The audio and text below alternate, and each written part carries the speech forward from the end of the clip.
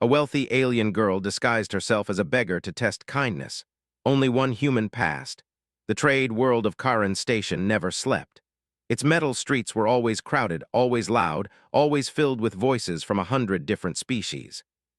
Ships arrived every minute, carrying cargo, travelers, and dreams of profit. Lights flickered above endless markets where everything could be bought, if someone had enough credits. Among this endless movement, no one noticed the small alien girl sitting near a broken support pillar at the edge of the central market. She was thin, her clothes torn and faded, her skin a dull gray-blue instead of the rich shimmer her species was known for. Her eyes were lowered, her posture weak, her hands shaking slightly as she held out a small metal bowl. To anyone passing by, she was just another beggar. But she was not. Her real name was Lurinal Vasho, daughter of one of the wealthiest families in the galactic Concord. She had grown up surrounded by servants, guards, and luxury beyond imagination. Entire moons were owned by her bloodline. Her people believed wealth was proof of worth, and power was proof of survival. Yet the Conquered had doubts about humanity. Humans were new to interstellar society. They were strange, too emotional, too stubborn, too unpredictable. Some species feared them, others laughed at them. Before humans could be accepted fully, a quiet evaluation had been ordered. No announcement, no warning, no second chances. Lurinal had volunteered.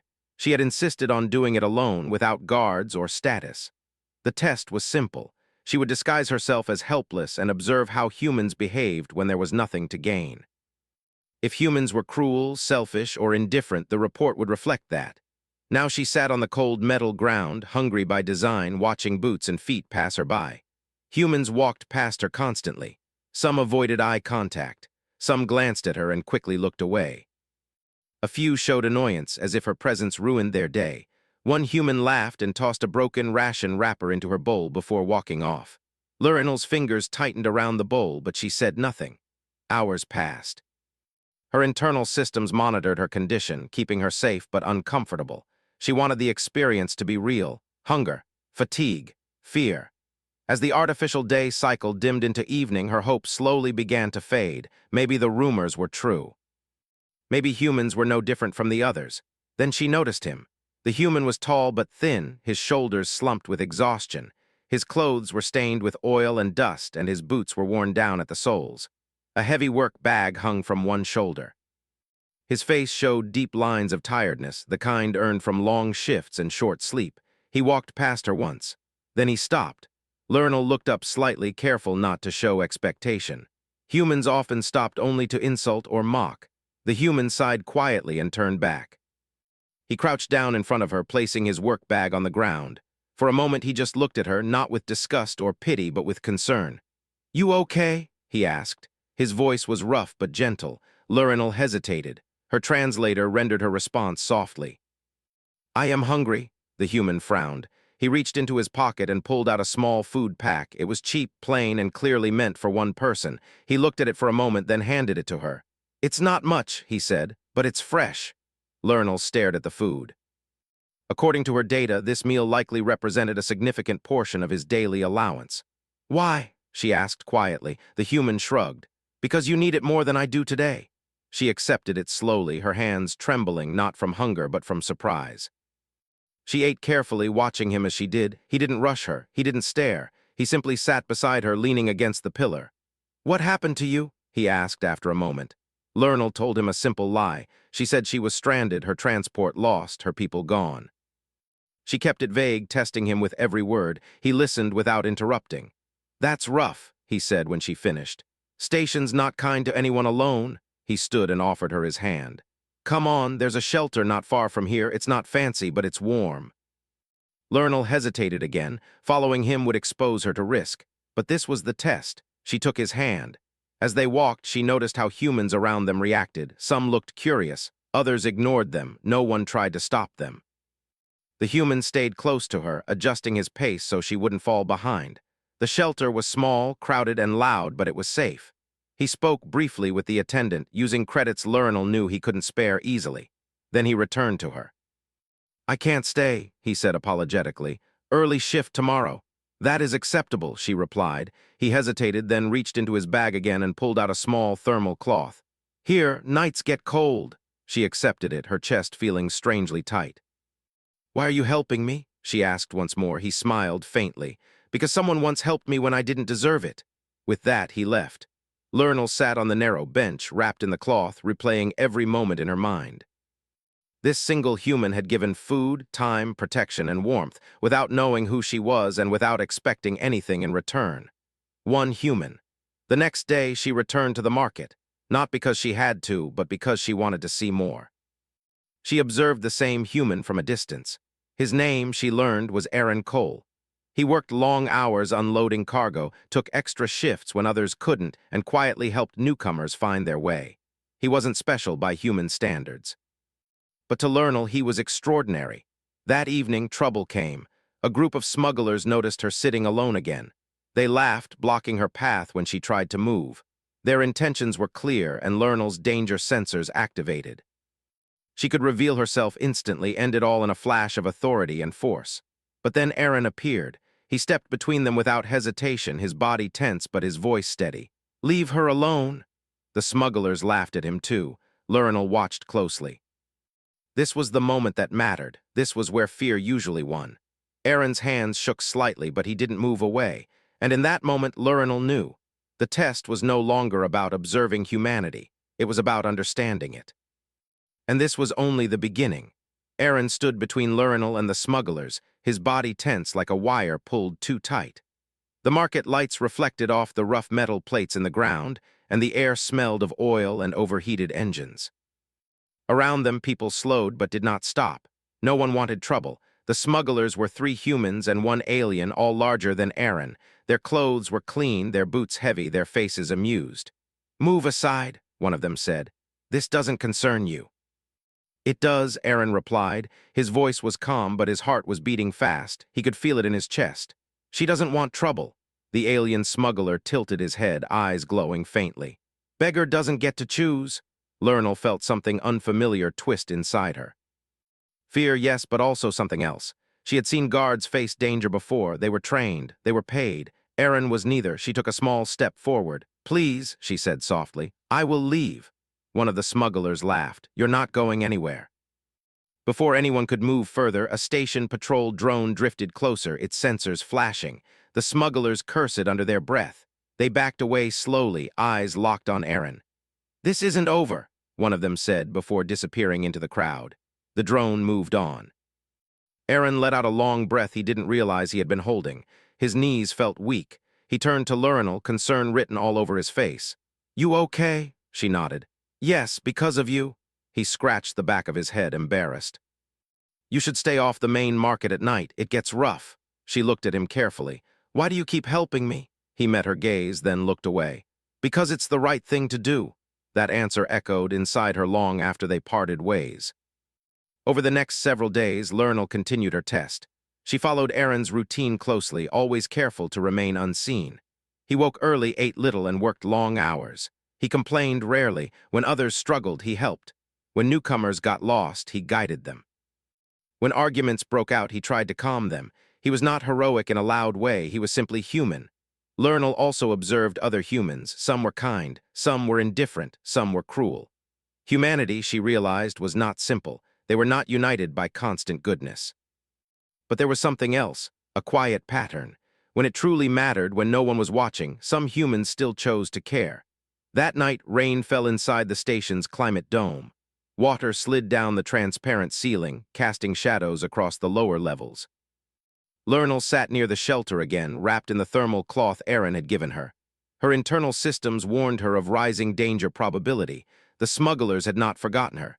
She could leave at any moment, call for extraction, end the test early. She did not. Late into the night, the smugglers returned. This time, Aaron was not nearby. They surrounded her quickly, blocking every escape. One grabbed her arm, squeezing hard. Pain sensors flared. "Thought you could hide," he sneered. Lernal's pulse raced.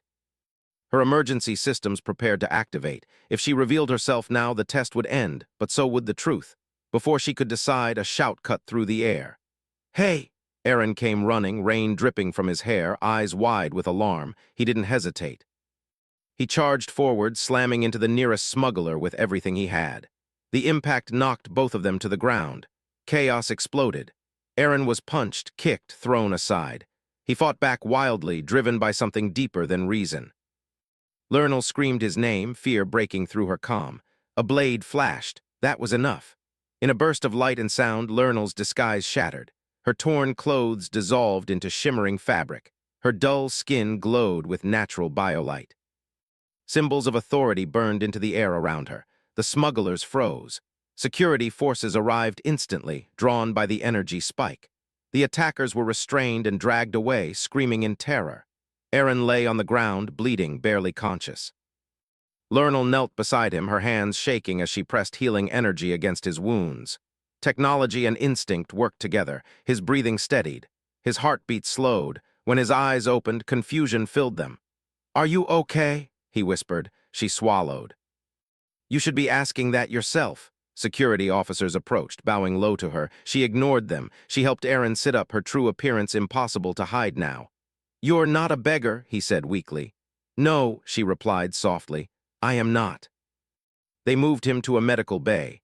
As he rested, she told him the truth, about the conquered, about the test, about the fate of humanity resting quietly on moments like the ones he never thought mattered. He listened in silence.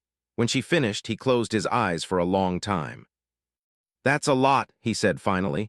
"You risked your life," she said, "for a stranger." He shrugged slightly. "Didn't feel like a choice." She studied him, searching for pride, expectation, regret. There was none. Outside the medical bay, the stars drifted past the station windows. Lernal knew her report was already forming in her mind, but she also knew the test was not yet over. Humanity had shown its heart. Now the galaxy would respond.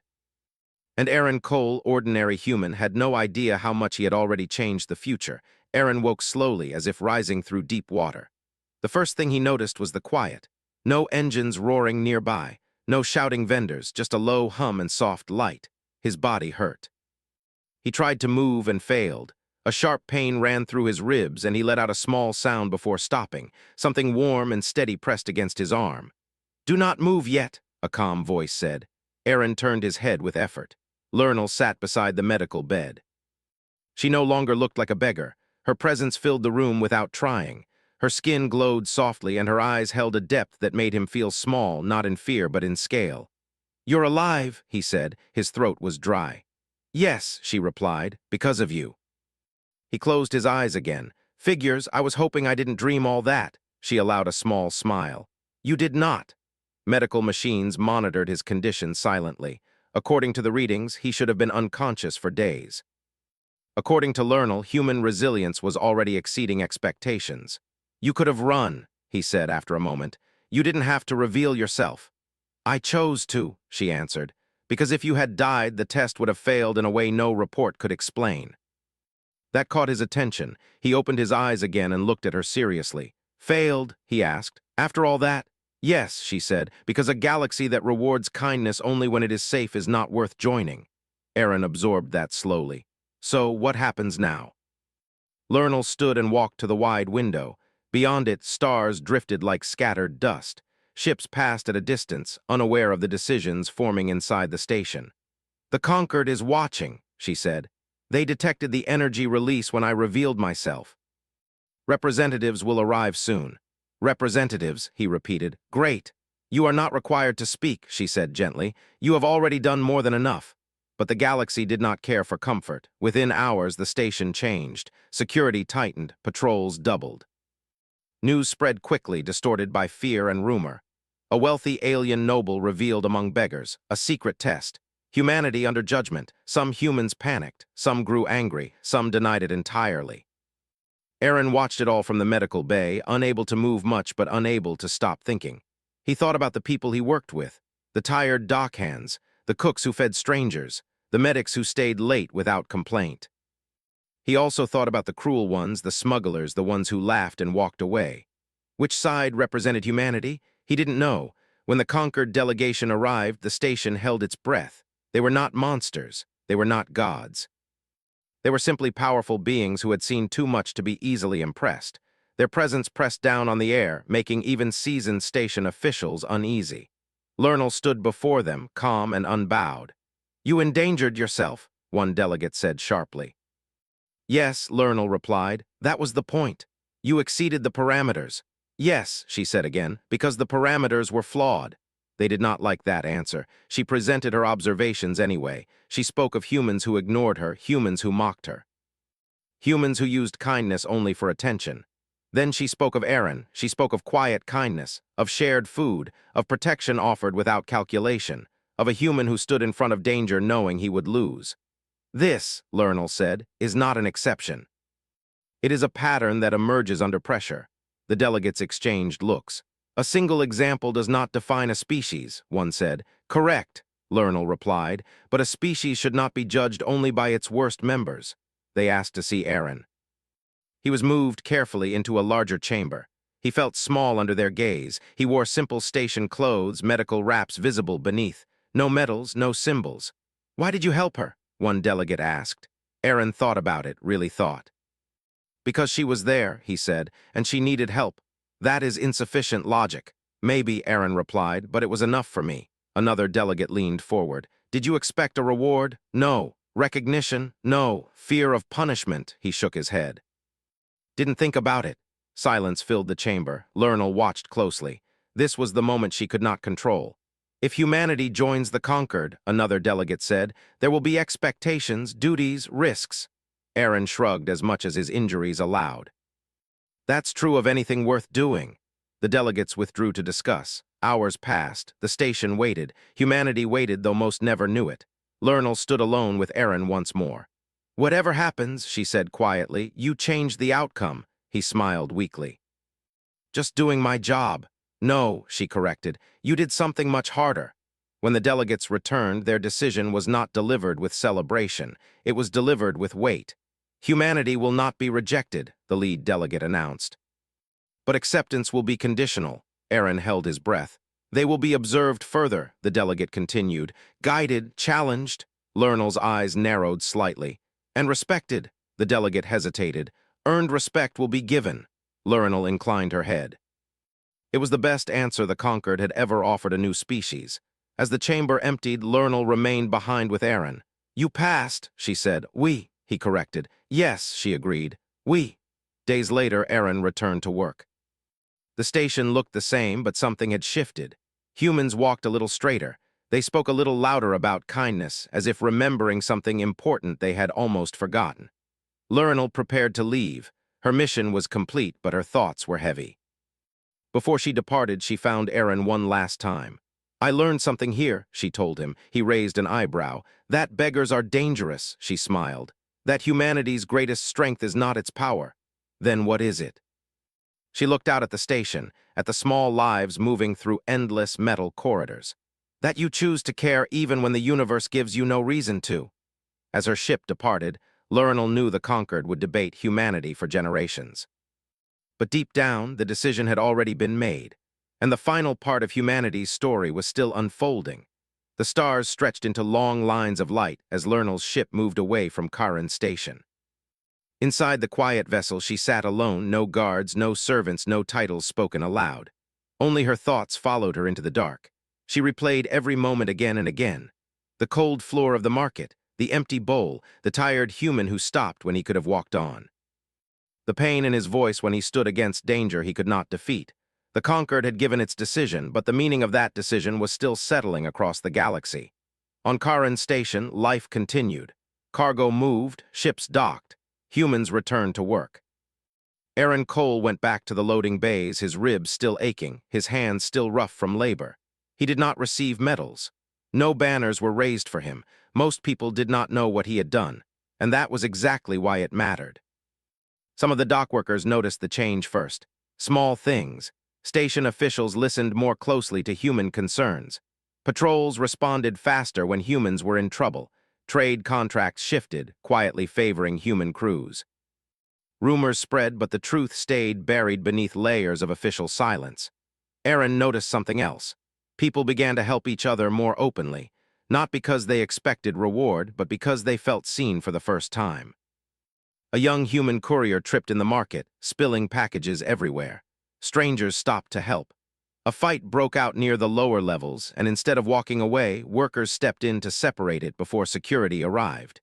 Humanity was not suddenly perfect. But it was awake. Across the stars, the galactic conquered debated endlessly. Records of humanity's wars, greed, and mistakes were placed beside recordings of quiet kindness. Analysts argued, councils split, predictions conflicted. Lernal stood before them one final time. "You asked whether humanity deserves a place among us," she said calmly. "I ask a different question. What kind of galaxy do we want to build?" Silence followed. "Power alone builds empires," she continued, "but compassion builds futures." Some delegates dismissed her words as emotional. Others listened more carefully than they admitted. Meanwhile, a conquered observation fleet arrived near Earth. It did not hide. It did not threaten. It simply watched. Human leaders panicked at first. Then they talked. Negotiations began, slow and careful. Humanity was cautious, defensive, hopeful. Aaron watched the news from a small screen in the break room. His coworkers argued loudly about politics and aliens. He said little. He remembered Lernal's eyes when she spoke of choice.